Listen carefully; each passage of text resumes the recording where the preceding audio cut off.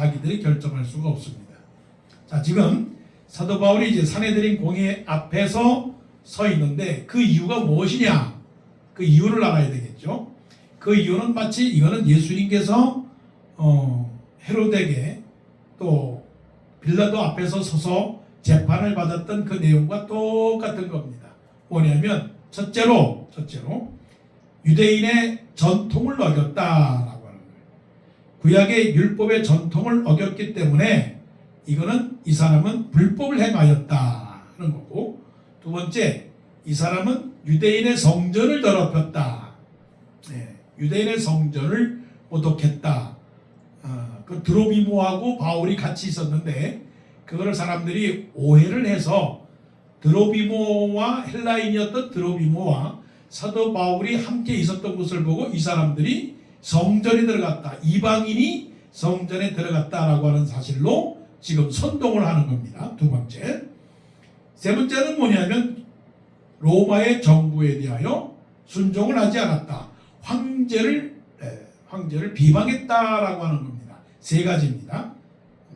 그래서 이제 사도 바울이 이제 공회 앞에서 지금 자기 스스로가 변증을 하는 겁니다. 그 변증은 뭐냐면 너는 누구냐? 무엇을 하였느냐? 라고 하는 자기 고백을 하고 있는 가운데 사도 바울이 그 고백 중에 첫 번째 하는 말씀이 뭐냐면 1절 말씀 속에 바울이 공회를 주목하여 이르되 여러분 형제들아 오늘까지 나는 범사의 양심을 따라 하나님을 섬겼노라 하거늘. 아주 당당한 고백입니다. 자, 공회 앞에 섰다. 오늘날로 말하면 청문회에 지금 서 있는 겁니다. 청문회가 얼마나 긴장되는 그런 청문회입니까? 하고 싶은 말도 제대로 하지 못하고 그 위압감과 그리고 호통치는 그런 분위기, 그리고 마치 자기 스스로가 죄인인 것 같은 그런 분위기 속에서 사도 바울이 고백하는 말은 뭐냐? 형제들아 나는 지금까지 나는 범사의 양심을 따라 하나님을 섬겼노라. 이 고백의 핵심은 뭡니까? 믿음의 양심입니다. 믿음의 양심 아니면 양심적인 믿음. 자, 우리가 믿음이 있노라고 하지만 그 믿음이 양심적이냐? 그 양심이라고 하는 것은 영어로 말하면 conscience는 뭐냐면 말한 것과 행한 것에 차이가 없다라고 하는 겁니다. 좋은 일을 하라고 내 마음의 결정을 하였으면 그 좋은 일을 하라고 하는 것에 대해서 행동도 그렇게 했다라고 하는 겁니다. 그래서 사도 바울이 지금 그 많은 사람들 앞에서 당당하게 나는 믿음의 양심을 지킨 사람입니다 라고 고백을 하는 거죠. 여기서 자기 스스로가 내가 무엇을 했느냐, 어떤 사람이냐, 내가 어떤 사람인 줄 아느냐, 어떤 그런 것을 말하는 것은 아니고 나는 믿음을 따라 양심을 지킨 사람입니다. 이거를 이제 성경적인 용어로 다시 만들면 성결한 삶을 살았다라는 겁니다. 어떤 시를 보게 되면 나는 하늘을 우러러 한 점 부끄러움이 없이 되기를 라고 하는 그런 시 구절이 있지 않습니까? 사람이 하나님 앞에서 한 점 부끄러움이 없을 수 있을까요? 그럴 수는 없죠. 엄밀하게 말하면 사도 바울이 이렇게 말하는 것은 어떻게 보면 하나님 앞에서 사실은 머리를 드는 거죠. 왜냐하면 우리가 하나님 앞에서 절대적으로 이렇게 말할 수는 없습니다.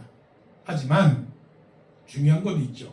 하나님 앞에서는 죄인이오나 그러나 나는 하나님 앞에서 양심을 따라서 거룩하게 살려고 마음과 뜻과 행동이 조금 더 흠이 없게 살려고 노력하였습니다 라고 하는 고백이라는 거죠.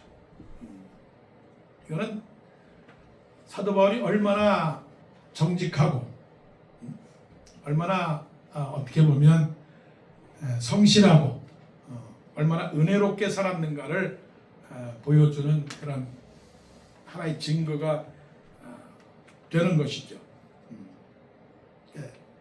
이거를 말하면 이제 오늘날의 그 상황 속에서 동성연애라고 하는 그런 그 주제가 우리가 오늘 사회에 큰 문제가 되고 있는데, 동성연애를 하는 사람들의 그 주장은 뭐냐면, 나는 태어날 때부터 근본적으로 그런 사람입니다. 그러는 거죠. 그런데 대부분의 경우에 어떤 경우냐면, 사람들이 그러니까, 저 사람이 그러니까, 이 세상이 그러니까 나도 그러고 싶다, 나도 따라가고 싶다. 그거를 우리말로 말하면 경향, 흐름, 아니면 풍조, 아니면 유행, 이라는 한국말이 있고, 영어로 보면 tendency라고 하는 말이 tendency. 그러고 싶다. 그러니까 저 사람이 빵을 먹고 싶으면 나도 빵을 먹고 싶고, 저 사람이 물을 마시면 나도 물을 마시고 싶은 이 충동감, 그걸 텐던시라고 말하는 거거든요. 그러니까 그러지도 않아도 되는데도 불구하고 그러는 그런 흐름. 이게 오늘날 동성연애의 상당한 문제가 되고 있는 거 아니겠어요? 자, 그런데 사도 바울의 경우를 한번 생각을 해볼 때에, 사도 바울은 비록 죄인이지만 그래도 하나님 앞에서 범사의 양식을 따라 하나님을 섬기려고 했던 텐던시, 중요한 거예요.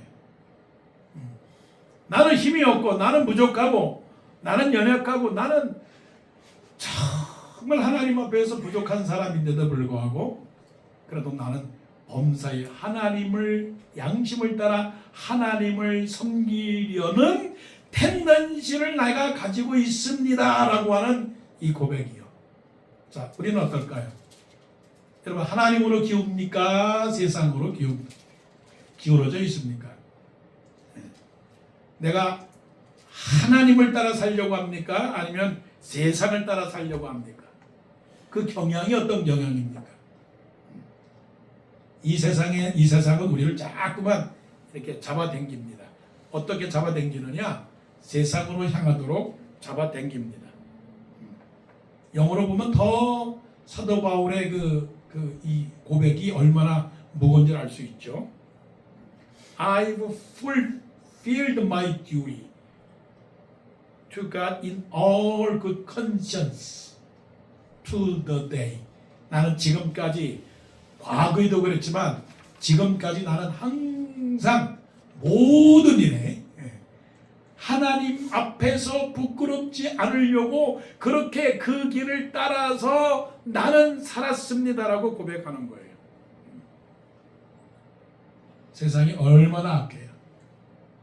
얼마나 악하다는 것은 우리는 선의 텐던시가 있고 악의 텐던시가 있습니다. 악이 자꾸만 유혹합니다.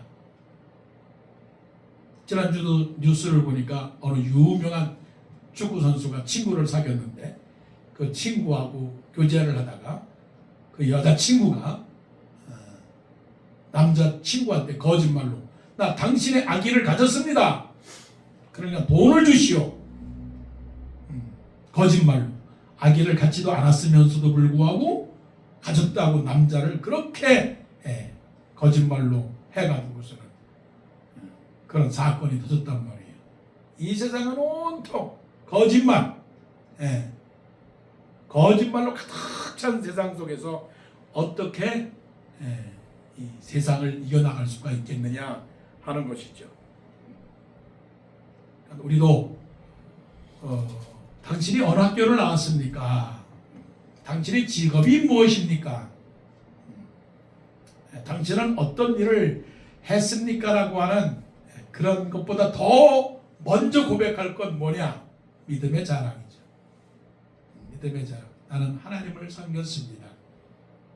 나는 하나님 앞에서 진실하려고 노력했습니다.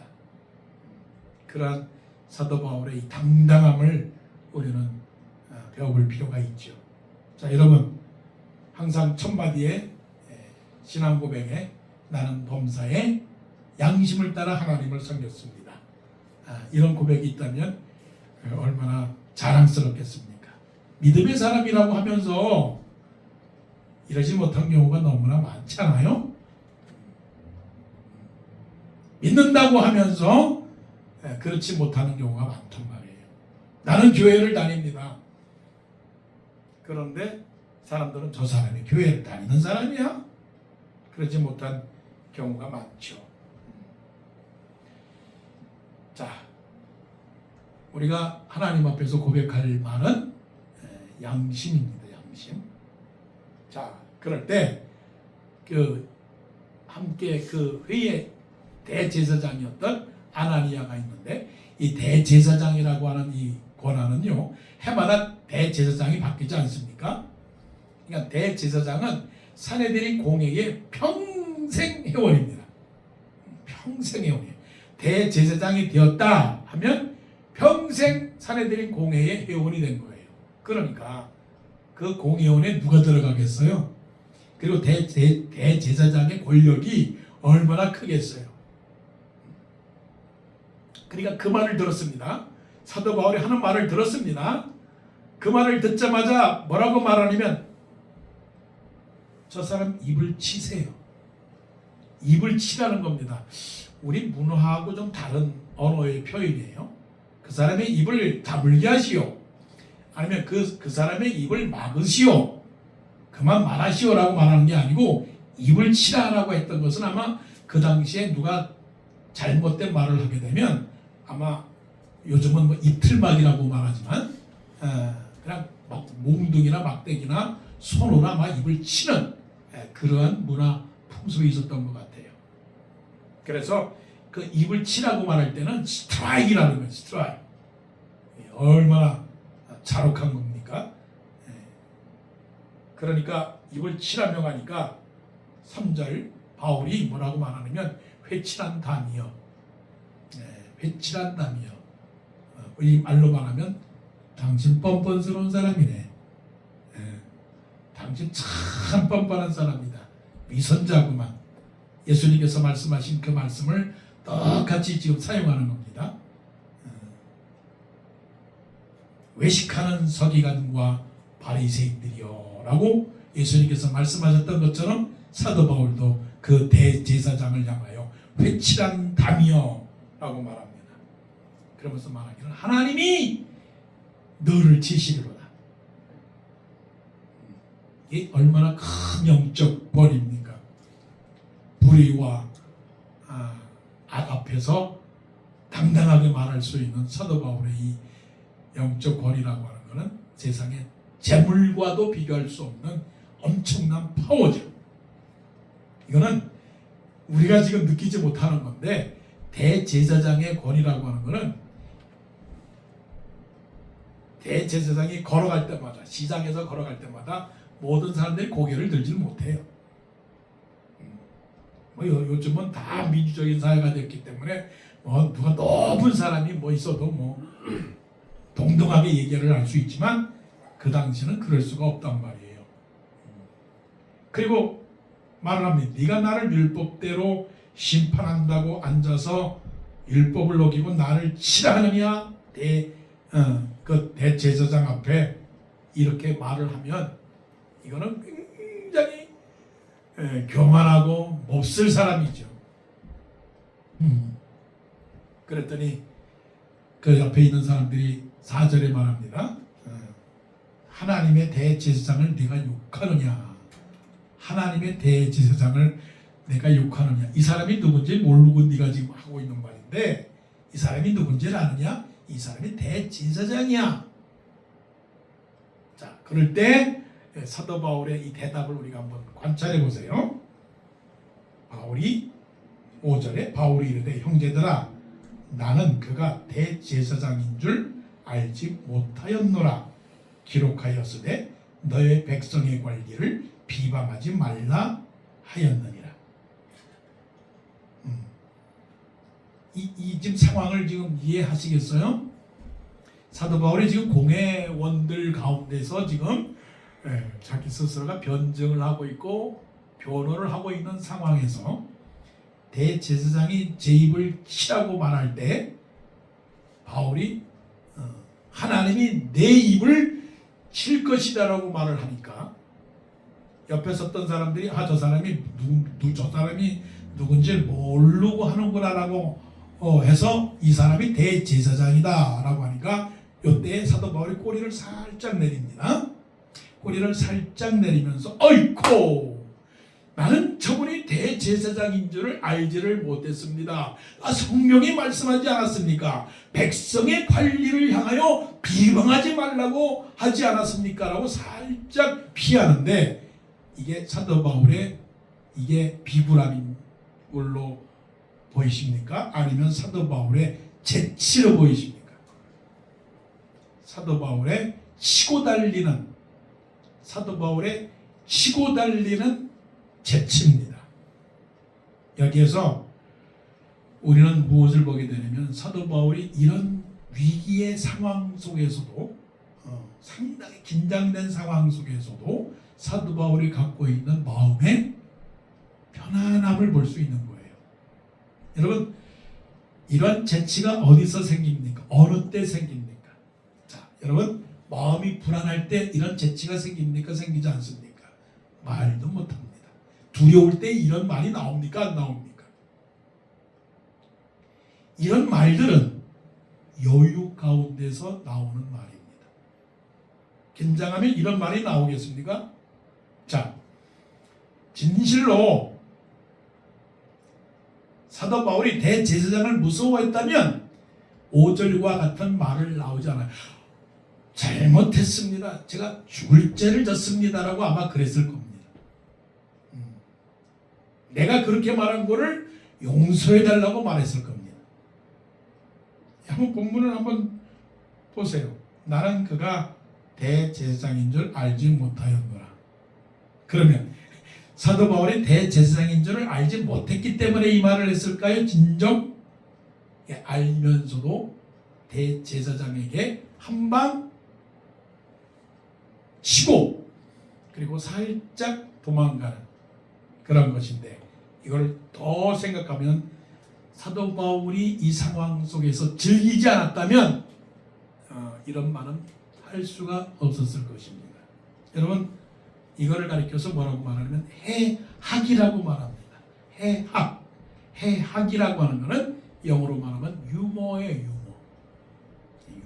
유머는 다른 말로 하면 스마일이고 라프고 여러분들이 잘 쓰는 LOL 크게 웃는 거 누가 말할 때 크게 웃는 거 그러니까 사도 바울은 지금 즐기는 거예요. 이 상황 속에서 사도 바울이 즐기는 겁니다. 대제사장이 있어요? 대제사장이었어요? 나는 그가 누군지 몰랐습니다. 이런 사실은 우리가 부정적으로 해석을 한다면 사도 바울의 이 뻔뻔함, 사도 바울의 이 얄미움, 사도 바울의 이 참 무례함이라고 볼 수 있겠지만 그런데 이 상황 속에서 이렇게 말할 수 있는 어떻게 말하면 그 사도 바울의 영적인 우월성에 대해서는 놀라운 사실이죠. 자, 사도 바울이 이 상황 속에서 죽음의 위기를 느꼈을까요? 못 느꼈을까요? 죽음의 위기를 누구나가 느낄 수 있을 겁니다. 왜냐하면 황제를 비방했다라고 하는 것은 이거는 예수님도 그것 때문에 죽었기 때문에 고로 몇 년 전에 그랬기 때문에 자기도 혹시라도 십자가에서 달려 죽을 수 있는 위험이 있을 것이다라고 예상은 했을 겁니다. 왜냐하면 사람의 감각이 있으니까. 근데 이 사도 바울이 고린도 교회에 편지를 보내면서 이런 상황 속에서 항상 편지하기를 내가 사방으로 우겨쌈을 당하여도 쌓이지 아니하고 답답한 일을 당하여도 낙심하지 아니하고 또 거꾸러뜨림을 당하여도 넘어지지 아니하고 핍박을 받아도 버림받지 아니함이라고 하는 그 고백을 항상 하고 있어요. 자, 위기 속에서도 뭐를 즐겨요? 평안을 즐기다. 평안이라고 하는 것은 감사를 즐기자, 감사는 기쁨을 즐기자, 기쁨은 웃음을 즐기자. 예. 믿는 사람들은 항상 위기 속에서도 기쁨과 감사와 찬송을 부를 수 있는 이 태도가 필요한 거죠. 그래서 사도 바울은 빌립보 감옥에서 갇혀 있다 할지라도 그 발에 착고가 확 차여진 상태에서도 신라와 함께 찬송하고 기도했던 그것이 그냥 평범한 것은 아니죠. 그게 진짜로 살아있는 믿음이었다라고 하는 거죠. 자, 보세요. 사렙다 동네에 과부가 있었죠. 그 과부가 한 아들이 하나 있었는데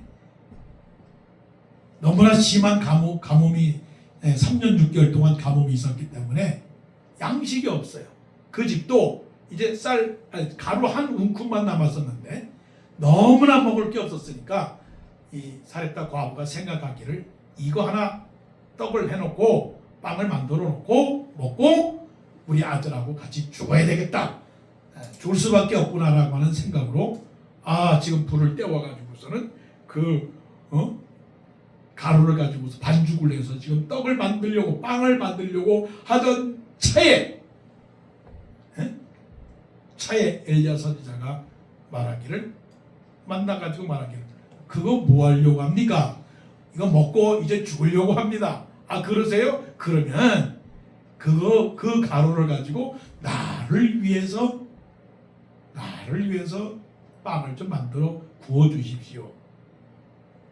아니, 우리는 이거밖에 없습니다. 기름도 조금밖에 없습니다. 아무것도 없습니다. 이거 먹고 죽으려고 합니다. 아니, 그건 아는데 그거를 나를 위해서 만들어 주십시오. 그 대신 나를 위하여 그걸 만들면 당신네 집안에 하여튼 이 가루통에 가루가 떨어지지 아니하고 그리고 기름통에 기름이 넘치도록 해줄 테니까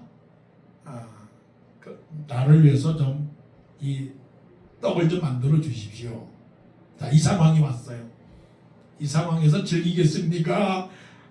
즐기겠습니까? 아니면은 마음속에서 그 사람을 욕하겠습니까? 이게 바로 이제 사도 바울이 지금 공회 앞에서 당한 그 상황과 똑같은 상황을 생각해 볼 수 있는 거죠.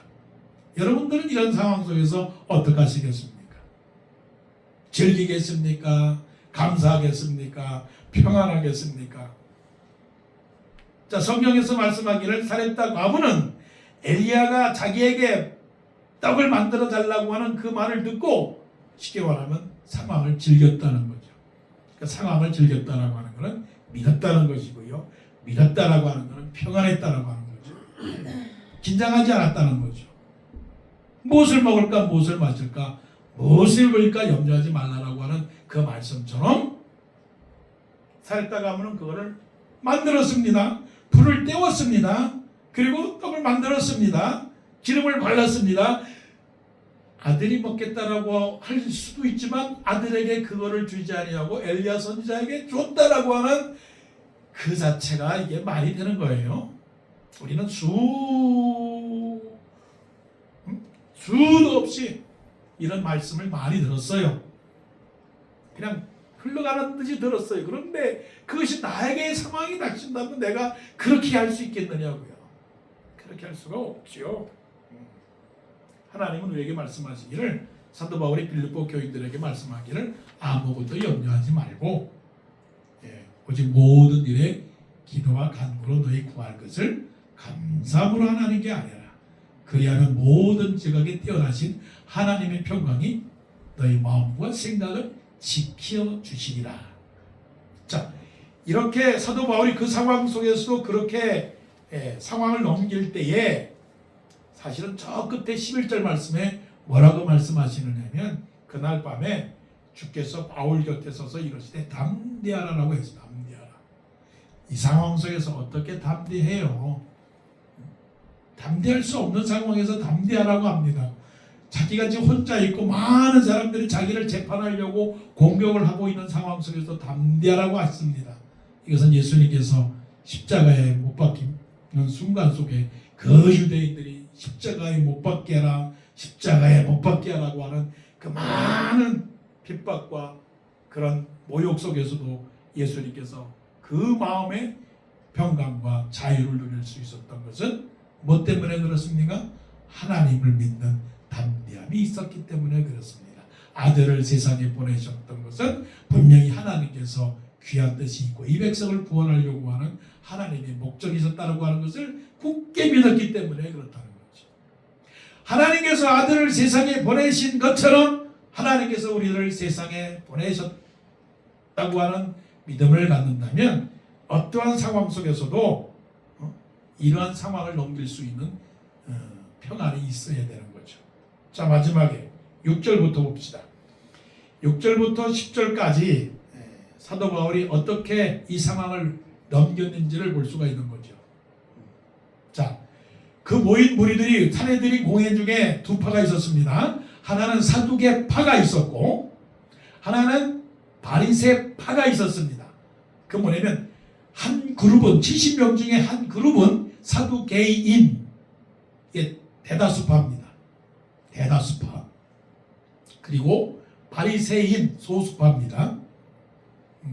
그러니까 정치적으로 말하면 다수당 아니면 소수당 이렇게 말할 수 있죠. 사두개인은 누구냐면 다윗 시대에 대제사장이 있었는데 그 이름이 사독입니다. 사독. 다윗 시대에 대제사장이 사독인데 사독의 자손들 레위 지파 가운데서 그 사독의 후손들 레위 지파에서 계속 태어나는 자손은 어떤 자손이냐면 그야말로 뭐라고 말할까요? 혈통이 있는 자손들입니다.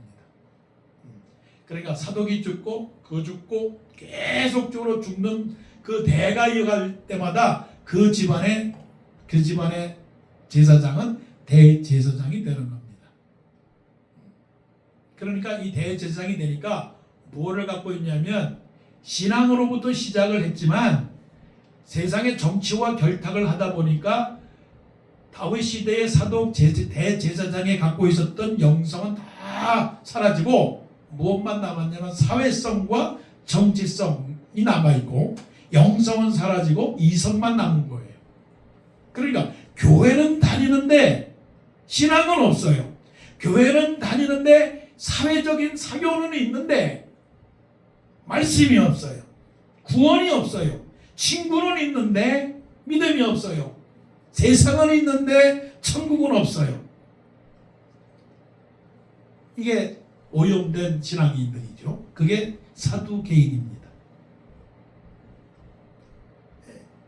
그러니까 그래서 이들이 갖고 있는 신앙은 뭐냐면 부활이 없는 신앙이에요. 부활이 없는 신앙. 그 우리 신앙일 수도 있죠. 교회는 다니는데 죽어서 천국 간다라고 하는 신앙은 없어요.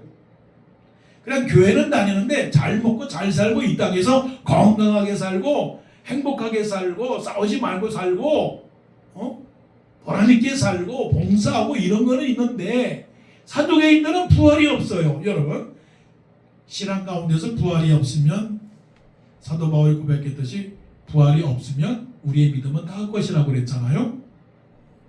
그런데 사두개는 부활이 없어요. 말이 돼요? 그런 분들이 종교 지도자라고 지금까지 전통을 이어왔단 말이에요.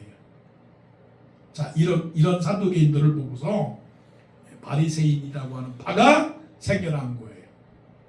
한 100년, 200년 전에. 사두개인의 파는 거의 뭐 몇백 년 된 거고. 그러니까 어떻게 보면 하나 사두개인은 보수라고 말할 수 있고 바리새인은 진보라고 말할 수가 있겠죠. 뭐가 진보냐? 무슨 말이냐? 우리는 철저하게 하나님의 말씀의 율법을 지켜야 된다. 이 율법책은 하나님이 주신 말씀이기 때문에 이 철저하게 지켜야 우리가 천국 간다.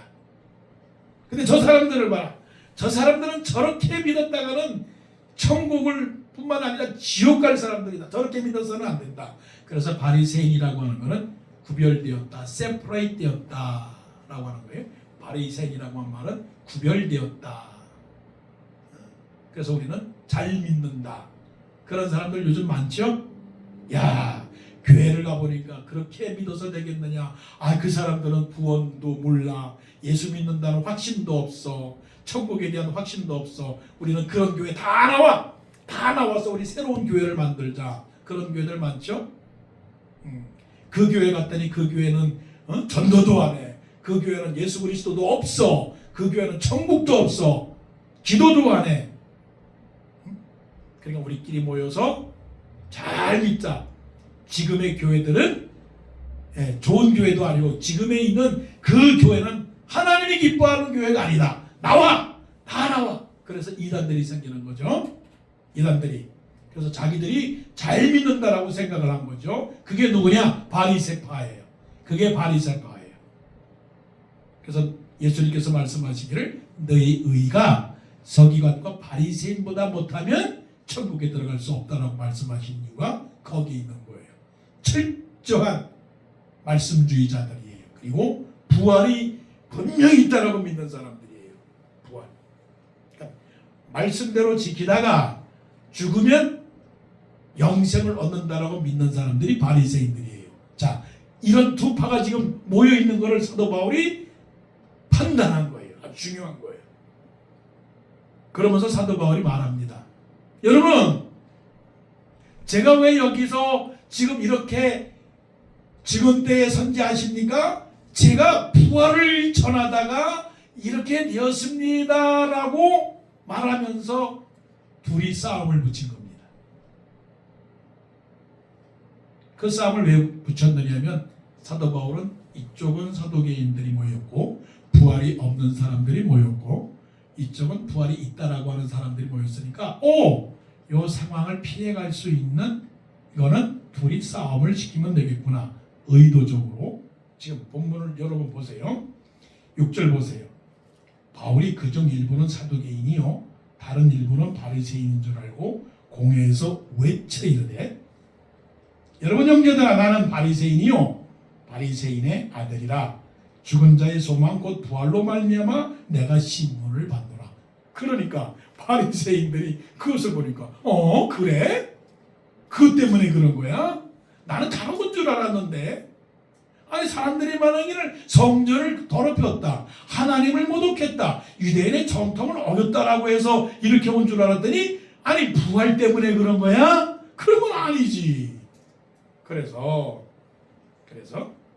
8절에 7절에 그 말을 한즉 바리새인과 사두개인 사이에 다툼이 생겨 무리가 나누어지니 자기들끼리 싸우는 거예요. 공격을 바울을 향하여 공격을 하다가 이제는 자기들끼리 싸우게 되는 겁니다. 그래서 어떻게 보면 위기 보면 위기 탈출할 수 있는 상황을 만들어낸 거예요. 그래서 어떤 결과가 나왔느냐 말씀 볼게요. 8절에 이는 사두개인은 부활도 없고 천사도 없고 영도 없다 하고 바리새인은 다 있답니다. 자 9절 크게 떠들세 바리새인 편에서 몇 서기관이 일어나 다투어 이르되 우리가 이 사람을 보니 악한 것이 없도다. 너무 재밌어요. 너무 재밌어요. 혹 영이나 혹 천사가 그에게 말하였으면 어찌하겠느냐. 이 사람이 정말로 하나님의 영으로 정말 살아가는 사람이었다면 우리가 하나님의 벌 받지 않겠느냐. 그래서 분쟁이 생겨서 천부장이 뛰어놓고 천부장이 사도 바울을 격리를 시키는 그런 상황을 사도 바울이 만들어냈다라고 하는 거예요. 이게 우리가 이 말씀을 보면서 위기를 헤쳐나가는 판단력, 상황을 보는 지혜, 놀라운 영적 분별력입니다. 영적 분별력. 우리는 상황을 만날 때 어떻게 이 상황을 피해 갈 것인가라고 하는 그런 결정력, 이거는 하나님이 주신 지혜예요. 지혜. 근데 사도 바울은 그런 지혜가 있었습니다.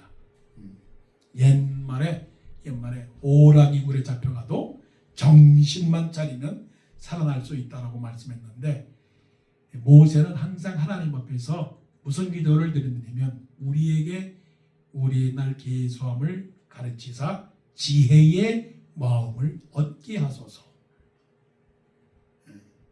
하나님은 우리에게 항상 길을 주십니다. 길은 열려 있어요. 그러니까 어떤 길이든지 그 길을 잘 선택하면 힘든 일이라도 피해갈 수 있는 그런 길이 있다라고 하는 것을 우리는 알아야 되죠. 그 지혜가 솔로몬의 지혜죠. 두 어머니가 싸우는데 이 아들이 내 아들이다. 아니 이 아들이 내 아들이다라고 싸울 때 하나님께서 솔로몬에게 지혜를 주셨어요. 우리도 사도 바울처럼 사람을 보는 판단력, 또 현실을 보는 분별력, 그리고 선과 악을 분별하는 영적인 탁월성을 가질 때 결코 낙심하거나 절망하거나 괴로워할 것은 없죠. 2차 대전 이후에 영국과 미국의 포로, 일본군 포로가 2만 명이 있었는데 그 중에서 8천 명이 죽었대요. 그러니까 수용소에서 죽었대요.